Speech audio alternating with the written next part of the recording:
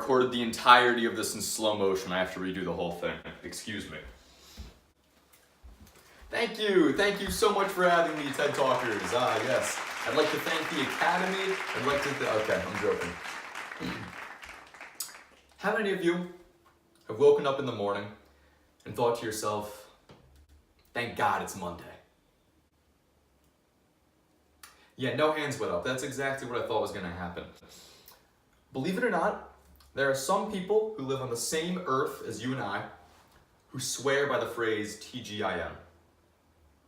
They consider themselves part of something called hustle culture. Now, I would not be surprised if some of you in the audience have already heard of hustle culture. Maybe you're even a part of it. Maybe you heard one of your students in your psychology class already give a preview presentation on it. No matter how well versed you are with this, I feel like it's a good idea to give you a general understanding of the concept.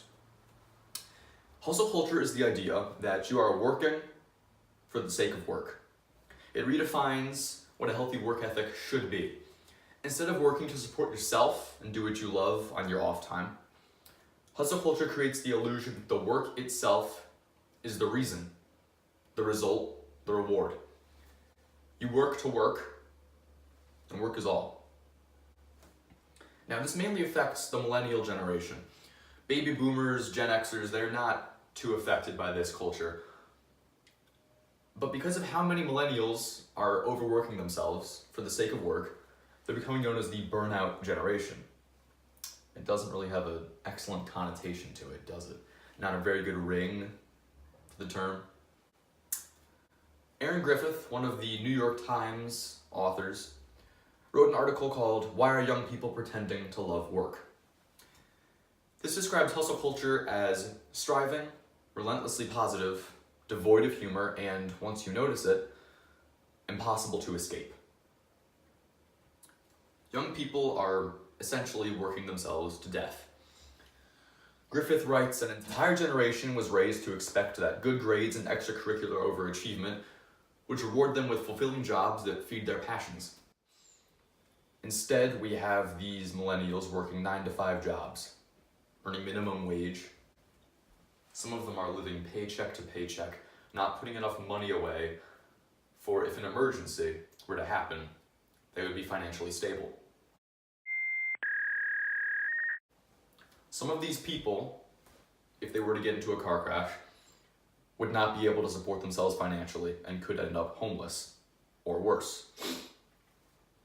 Now, because of this threat, millennials are working harder than a lot of people have in a long time.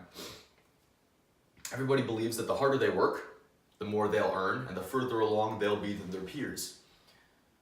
Well, nobody wants to be the one left behind, so the pressure due to the normative social influence of everybody working harder suggests if you're not working as hard as your peers, you're the one slacking. This is regardless if you're working the hours that you were assigned or the hours that you were supposed to. If you're behind what everybody else is doing, the norm, you're the one involved in social loafing. You're not pulling your weight. Now, David Heinemeier Hansen, co-founder of the company Bandcamp, says, the vast majority of the people beating the drums of hustlemania are not the people doing the actual work. They're the managers, financiers, and owners. Hansen states that despite the fact long hours don't up creativity or productivity, myths about overwork persist because they create further fuel for elite groups of techies. Now, what do you think about when you hear the term elite groups of techies? Personally, my mind wanders to Google, Amazon, Tesla. And thus, I was not surprised to find that Elon Musk was a very strong supporter of this work ethic. Musk claimed in an interview that nobody changes the world on 40-hour work weeks. In fact, Musk expects most of his employees to be working 80-hour work weeks, after which he claims pain increases exponentially. Musk himself has been known to work 120-hour work weeks and suffer major sleep deprivation from this. A study done by University College London shows that working longer than 55 hours a week, which is 15 more than the 40 Musk said nobody would change the world on, increases risk for coronary heart disease and a further increased risk of stroke. That's a 13% increased chance of heart disease and heart attack, and 33% increased chance of stroke. Now, the reasoning behind this is still being researched, but it may have something to do with cortisol and epinephrine, two hormones that are commonly associated with stress levels. Now, this raise was only seen in lower wage workers. Higher wage workers experience the same chances for these symptoms regardless of how many hours they work. Essentially, the stress of their job and the pay they earn is already stressing them out enough. But minimum wage workers, most of whom the hustle culture targets, are directly affected by working extended hours. So hustle culture is literally dangerous to your health should you be involved in it. Now, if you Google hustle culture or even hustle, you'll come across quotes like, "I'd rather be hustling 24/7 than slaving 9 to 5. Does anybody see a problem in this statement? Because I see a pretty obvious one, actually. Well, for one, if you're slaving 24/7, you are already working 9 to 5. You are already involved in that work schedule. But two, if you work 24/7, when do you sleep? It's general knowledge that humans operate better when well rested and not when forced to work until a task is complete, rather working until they are exhausted, sleeping, and finishing the task when they are better rested.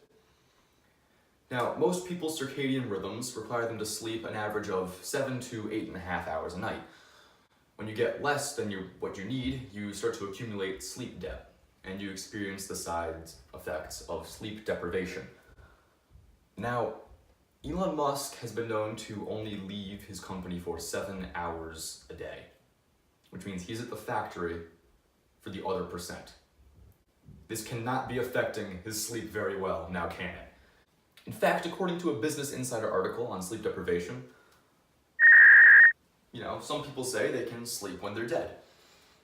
And they will, which will be much sooner than the rest of us who are getting ample hours of sleep. Matthew Walker, author of the book Why We Sleep, claims, "The shorter you sleep, the shorter your life." This is because not getting enough sleep will decrease the amount of lymphocytes in your body, making your immune system much weaker. Lack of sleep will also affect how your body produces insulin. Repetitive nights with short amounts of sleep will put you on a one-way track to becoming a type 2 diabetic.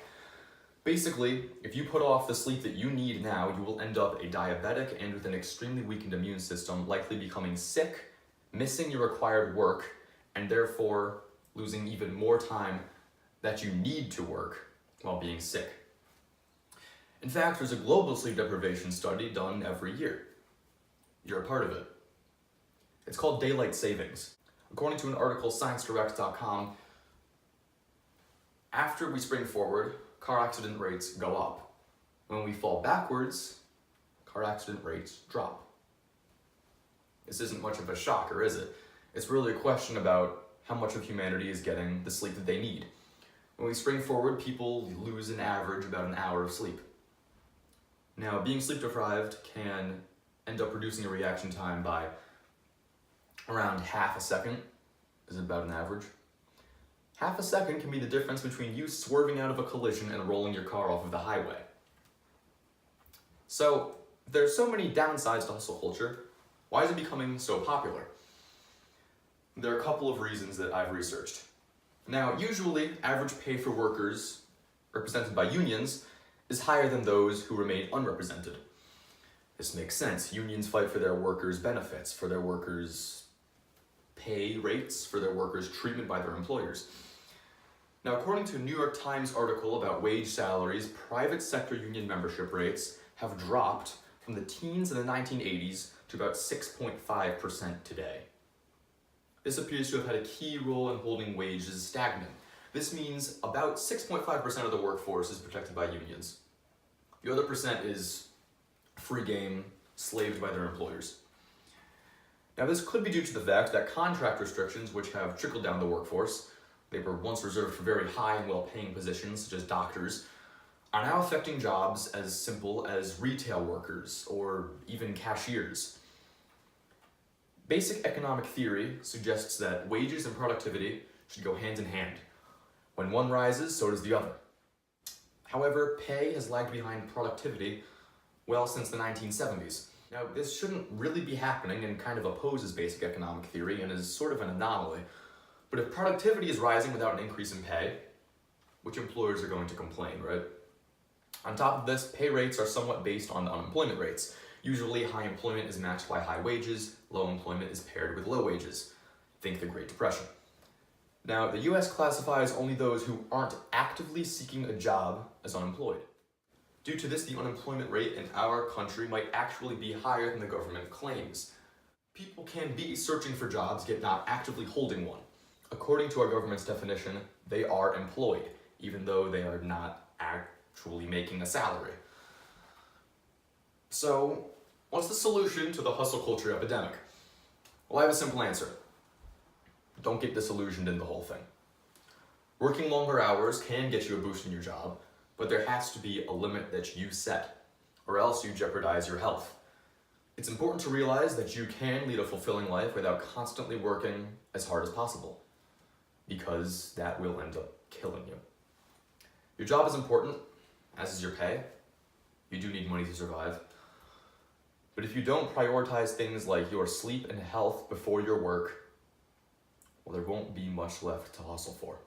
Thank you.